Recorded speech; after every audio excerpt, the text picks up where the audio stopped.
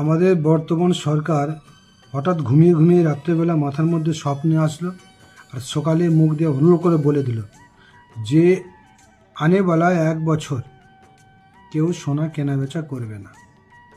কথাটা বলার আগে একটুকু চিন্তা ভাবনাও করলো না যে একটা বছর যদি কেউ সোনা কেনাবেচা না করে তাহলে যারা সোনার কাজের সঙ্গে যুক্ত আছে তারা কি করবে।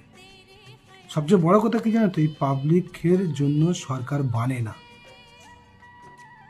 এদেরা গুটি কতক বিজনেসম্যান আছে বড় বড় আদানি আম্বানির মতো, এরাই বানায় সরকারকে। আর সরকার বানে শুধু খালি ওদের জন্য, বাকি শুধু খালি পাবলিক এসছে তো শুধু খালি লাইনে দাঁড়িয়ে ভোট দেওয়ার জন্য।